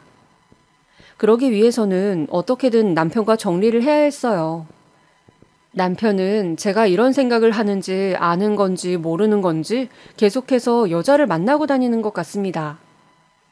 저는 결국 모아두었던 적금을 깨서 1,000만 원이라는 거금을 들여 흥신소에 의뢰를 했습니다. 흥신소에서 한 달간 남편의 모든 행동을 밀착으로 알아봐 주기로 했죠. 이번 기회에 큰 돈을 들여서라도 확실한 증거를 마련해서 저한테 가장 유리한 방법으로 꼭 이혼할 생각이었습니다. 남편은 이제 완전히 가족들과 어울릴 의욕을 잃은 것처럼 굴더니 어느 날 아들에게 어쩐 일로 먼저 말을 걸었습니다. 아들, 여기 좀 와봐. 나 폰에 이거 무슨 어플을 깔아야 한다는데 이거 좀 깔아줘. 아무리 해도 잘 모르겠네. 네, 줘보세요. 잠깐만요. 제가 좀 가져가서 해보고요. 아들은 휴대폰이랑 컴퓨터를 잘 다루었는데 아빠가 도움을 요청하자 그래도 도와주는 모습이 둘 사이에 아직은 관계를 회복할 가능성은 있나 하는 생각이 들었습니다. 그렇게 시간이 지나던 어느 날 저녁이었어요. 남편이 갑자기 씩씩거리며 제 아들 손목을 붙잡고 질질 끌고 와서 집에다가 아들을 팽개치는 겁니다. 그리고서는 다짜고짜 집에 있던 야구방망이를 들더니 아들의 몸을 사정없이 때리는 것이었어요. 퍽퍽. 저는 너무 경황이 없이 당한 터라서 어쩔 줄을 모르고 있었는데 남편이 소리를 질렀습니다. 어린 놈의 자식이 어디 어른한테 싸가지 없게 굴어. 이 아빠가 그렇게 가르치든 넌 교육 좀 받아야 돼. 야, 끝까지 노려보는 그 눈빛은 뭐야? 그러고 남편은 씩씩거리다가 더 이상 여기 못 있겠다면서 옷가지를 챙기더니 나가버렸습니다. 저는 무슨 일인지 몰라 아들에게 물어봤어요. 도대체 무슨 일이니? 아빠가 왜 그렇게 너한테 화를 내? 아무것도 아니에요. 엄마 모르셔도 돼요.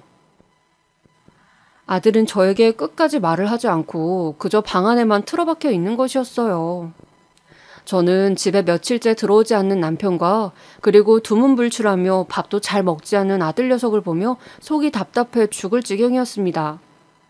그런데 그때 남편의 뒤를 밟을 것을 부탁했던 흥신소에서 연락이 왔어요. 증거를 찾았다고 했습니다. 증거, 그 단어 한마디에 살이 떨리는 기분이 들었습니다. 흥신소에서는 사진을 내밀더군요. 남편은 거의 이틀에 한 번씩 어떤 여자를 만나고 있었습니다. 밤낮도 없었죠. 학교 근무를 하며 무슨 외출이라도 하는 것인지 점심시간에도 그 여자를 만나곤 했더군요. 두 사람은 주로 무인 모텔을 드나들었습니다. 흥신소에서는 대하는 태도가 자연스러운 것이 아마 만난 지 꽤 되었을 거라고 했어요. 처음 만나거나 한두 번 만난 사이는 아닌 것 같다고요. 저는 충격으로 다리가 후들거렸지만 일단 알겠다고 했습니다. 그런데 계속 사진을 넘기다 보니 더 충격적인 사진이 있었습니다. 그 여자가 차에 앉아있고 제 아들이 차 앞에서 양팔을 벌려 차 앞을 가로막고 있는 사진이었어요. 그리고 다음 사진은 남편이 차에서 내려 우리 아들의 멱살을 잡는 모습이었습니다. 저는 정말 큰 충격을 받았습니다. 바로 며칠 전 있었던 사건의 전말이었어요. 아들이 어떻게 알아냈는지 남편이 바람피는 현장을 찾아갔고 그 여자의 차 앞으로 가로막았고 화가 난 남편이 제 아들을 때린 것이었습니다. 어떻게 자기 친자식한테 이럴 수가. 모든 것이 원망스럽고 남편을 찢어 죽이고 싶을 만큼 미웠습니다. 여자한테 미쳐서 결국 자기 아들까지 외면하다니. 어떻게 우리 아들한테 생전 한 번도 안 하던 손찌검을 하고. 저는 그 길로 집으로 돌아가서 방 안에 있던 아들에게 물었습니다. 승재야, 이리 좀 나와보렴. 너 며칠 전에 아빠가 그 아줌마랑 있는 거 본 거지? 순간 아들의 눈동자가 흔들리는 것을 저는 보았습니다. 엄마가 그걸 어떻게? 너 대체 혼자 아빠가 그 여자를 만나는 걸 어떻게 알고 찾아간 거니? 똑바로 얘기해. 제가 추궁을 하자 아들은 말없이 핸드폰을 보여주었습니다. 아들은 스마트폰이라는 새로운 폰이 도입되자마자 그걸 구입해서 각종 어플이며 여러 가지를 많이 알고 있었는데 아들은 당시에는 허용되고 있었던 커플끼리 서로의 위치를 볼 수 있고 문자를 추적하는 어플을 아빠 폰에 깔아두었다고 했습니다. 지금은 보안상의 문제로 사라진 어플이라고 하네요. 하여간 그때 남편이 핸드폰 문제를 해결 좀 해달라고 아들에게 부탁했을 때 그걸 아빠 폰에 몰래 깔아뒀다고요. 아빠가 어디서 뭘 하는지 알고 싶어서 그랬다며 아들은 저를 쳐다보았습니다. 아빠가 카드를 긁을 때마다 어디서 돈을 썼는지 자신의 폰으로 알람이 온다고 했습니다. 특정 모텔 이름이 계속 뜨길래 그 앞으로 가보았다고. 거기가 주로 아빠가 데이트하는 장소 같았다고. 아들은 저에게 힘들게 털어놓았죠. 저는 아들의 어깨를 부여잡고 눈물을 흘리며 흔들었습니다. 너 아직 미성년자야. 네가 왜 그런 데를 혼자 가? 이런 일은 어른들이 해결하면 되는 일인데 왜 네가 나서서 이렇게 마음고생을 하고 아빠한테 몇 가지 맞니? 엄마가 힘들어하니까 내가 도움이 되고 싶었어요. 아빠와 그 아줌마가 같이 있을 때 만나서 이제 우리 아빠 그만 만나라고 말하고 싶었어. 엄마, 근데 잘 안 됐어요. 아들은 결국 차분하게 말하다가 제가 계속 눈물을 흘리며 슬퍼하자 제 앞에서 대성통곡을 했습니다. 저는 이제 더 이상은 이 남자와 살 수 없겠다는 결론을 내렸습니다. 그리고 모든 바람핀 증거를 가지고 친정으로 가서 아버지께 이 일을 말씀드렸습니다. 엄마, 아빠, 저 이혼해야 될 것 같아요. 애들 아빠가 오랫동안 만난 여자가 있는 것 같아요. 그 여자애 때문에 우리 승재한테 손찌검까지 하네요. 저 도저히 몇 년을 참았는데 더 이상은 못 살겠어요. 살면서 힘든 일 있으면 힘이 되어주신다고 하셨죠. 엄마, 아빠, 저를 이 지옥 같은 결혼 생활에서 제발 벗어날 수 있게 저한테 힘을 좀 보태주세요. 더 이상은 못 버티겠어요. 모든 상황을 다 들은 아버지와 어머니 그리고 동생들은 전부 한 목소리로 이혼하라고 저를 격려해 주었습니다. 그리고 막내 동생은 조카가 차 앞을 가로막았는데 그 여자가 출발하려고 했다는 이야기를 듣고 이걸로 고소를 진행할 수 있다며 이 기회에 이혼을 하더라도 곱게 해주면 안 된다고 일단 고소장부터 넣으라고 했습니다. 그래서 저는 난폭운전으로 그 여자를 고소했죠. 그리고 정신적 피해 보상을 받아내기 위한 소송도 그 여자 앞으로 걸었습니다. 차에 번호가 찍혀 있었기 때문에 모든 것이 일사천리로 진행되었습니다. 남편 앞으로도 이혼 소송을 시작했죠. 돈이 몇 천이 깨지든 간에 저는 이번에 확실하게 모든 것을 걸고 이혼할 생각이었습니다. 며칠 후 여자가 소장을 받았는지 남편에게서 연락이 왔습니다. 저는 남편에게 우리 친정 식구들이 만나고 싶다고 하니 할 말 있으면 친정집으로 오라고 했습니다. 남편은 고소 때문에 그 여자한테 압박을 심하게 받았는지 결국 그 뻔뻔한 낯짝을 쳐들고 친정까지 찾아왔더군요. 장인어른, 장모님 안녕하셨어요? 뭔가 집사람과 오해가 있는 것 같은데 저희 둘이 나가서 이야기를 좀... 철석. 그때였습니다. 다짜고짜 아빠가 남편의 따귀를 때려버렸습니다. 이건 우리 승재 몫이다. 그리고 이건 철석. 그동안 내 딸 마음 고생한 몫이다. 이서방, 너는 이제부터 죽은 목숨이야. 이 버러지 같은 놈. 매영. 아니, 이제 매영도 아니지. 정식으로 난폭 운전 고소할 거고 그 여자 조만간 경찰서 나와야 할 거예요. 그리고 우리 누나 정신적으로 스트레스 받아서 위경련 때문에 응급실 간 거, 또 승재 때린 거 전부 법적으로 조치할 테니 그렇게 알고 계세요. 제가 말할 틈도 없이 친정 식구들은 남편에게 본때를 보여주고 있었습니다. 남편은 많이 당황한 듯이 뺨을 어루만지며 막내 동생의 뒤에 서 있는 제 팔을 끌어당기려고 했지만 막내 동생이 가만 놔두질 않았어요. 어딜? 지금 이 시간부로 우리 누나 옆에 얼씬도 하지 말아요. 안 그러면 스토커로 고소 진행할 거니까. 어디 경찰인 처남 상대로 한번 해볼 테면 해봅시다. 와이프 소중한 줄 모르는 이 개념 없는 새끼야. 그렇게 제 동생은 마치 무슨 영화에 나오는 경호원처럼 든든하게 저를 지켜주더군요.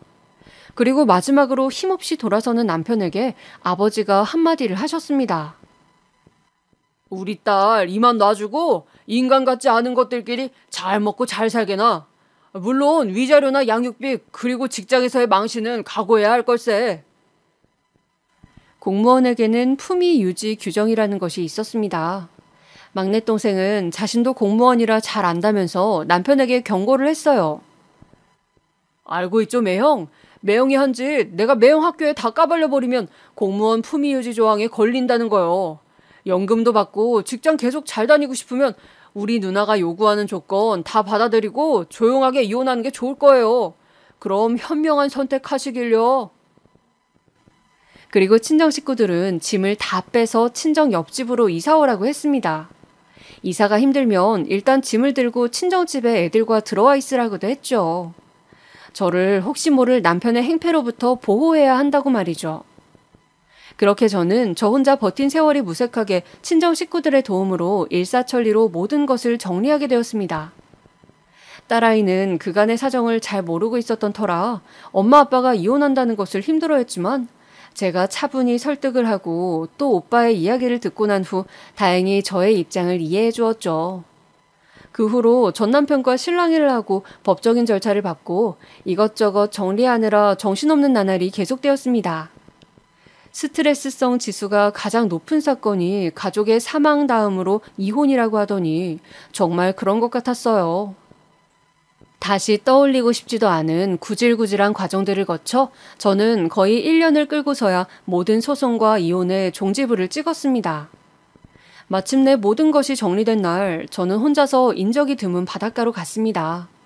그리고 그동안 참았던 눈물을 쏟아냈죠. 처음 결혼을 하던 그 순간의 설렘과 그 사람을 멋진 선생님으로 생각하고 자기 일에 프로인 사람이라고 그 사람이 일에 집중할 수 있게 내가 모든 것을 감내해야 한다고 생각했던 시절. 그때 행복한 나로 다시는 돌아갈 수 없으리라는 생각이 저를 괴롭게 했습니다. 함께 자식을 공유하고 있는 사이인데 그 사람을 미워해야 한다는 것도 너무 무겁게 느껴졌죠. 그렇게 나를 아는 사람이 아무도 없는 곳에서 저는 미친 사람처럼 그렇게 저의 결혼 생활의 모든 응어리를 그 바닷가 모래더미 속에 파묻고 왔습니다. 그리고 남편에게서 분할받은 재산으로 아이들과 지낼 아파트를 마련하고 위자료로 받은 돈으로 작은 카페를 차렸습니다. 카페 한켠에는 일본어 공부를 위한 코너도 설치했죠. 이혼으로 정신없는 와중에도 저는 꾸준히 일본어 공부를 했거든요. 일본 여행 가이드를 하고 싶다는 꿈도 여전히 진행 중이었습니다. 저의 이런 활기찬 모습은 제 아들과 딸에게도 좋은 영향을 준 모양이었어요. 아이들은 제 생각보다 훨씬 씩씩하게 상황을 받아들여 주었고 잘 커주었습니다. 저는 비로소 억눌려 있던 저 자신이 이제 자유롭게 활짝 피고 있는 것 같은 기분이 들었습니다. 그동안 뭘 위해서 그렇게 애를 쓰며 참고 살았는지. 세상은 넓고 이렇게 박차고 나오면 뭐든 내가 할 수 있는 일이 많은데. 요즘은 블로그를 운영하면서 저와 같이 일본어에 관심을 가지고 있는 사람들과 서로 교류를 하고 있습니다. 하필 왜 일본이냐고요? 저는 사실 윤동주 시인을 좋아하거든요. 그런데 일본에 윤동주 시인이 유학했던 대학이 있다고 해서 사실은 언젠가 한번 그곳에 꼭 가보고 싶어서입니다. 거기 비석도 있다고 하는데 거기 적힌 일본어를 제가 꼭 스스로 읽어보고 싶어서요. 그리고 제 마지막 꿈인 일본인을 대상으로 하는 여행사를 제가 운영하게 된다면 저는 한국에 관심을 가지는 일본인들에게 자랑스러운 한국의 문화를 알리고 또 그들이 잘못 알고 있는 역사적인 사실들을 꼭 이야기해주고 싶습니다. 아, 독도는 우리 땅이라는 사실도 물론 함께요. 지금까지 제 인생에 일어났던 정말 고통스러운 사건을 말씀드렸는데요. 어떻게 들으셨는지 모르겠습니다. 어떤 분들은 이혼하지 말고 끝까지 버텼어야 한다고 안타까워 하시겠고, 또 어떤 분들은 진작 이혼했어야 한다고 하시겠죠. 그런데 저는 사람마다 자신만의 타이밍이 있고 그 순간에 스스로 견딜 수 있는 크기의 고통이 있다고 생각합니다. 그래서 아마 제가 용기를 내는데 오랜 시간이 걸린 것이 아닐까요? 남편의 소식은 아이들을 통해서 들려오는데 남편은 결국 그 붙어먹던 여자에게서 대차게 까이고 요즘은 거의 알코올 중독자 수준이 되어 매일 술을 퍼마신다고 합니다. 그리고 술을 먹으면 아이들에게 전화를 해서 저를 바꿔달라고 할 말이 있다고 울곤 한다고 해요. 물론 배려심 많은 제 아이들은 한 번도 저에게 전화를 받을 것을 권하지 않았지만요. 어쩌면 누가 봐도 뻔한 결말인데 그걸 모르고 바보짓을 해서 결국 조강지처인 저를 떠나게 한 남편. 지금 생각해도 저는 참 생각이 단순하고 바보 같다는 생각이 듭니다. 여러분, 지금 곁에 있는 배우자가 사실은 보이는 것보다 더 많은 것을 희생하고 견디고 있는 것일 수 있으니 오늘 저녁 항상 내 곁을 지켜주고 희생을 감내하며 가정을 지키고 있는 배우자에게 따뜻한 한마디를 건네보면 어떨까요? 지금까지 저의 이혼 스토리였습니다. 들어주셔서 감사합니다. 항상 행복하고 건강하세요.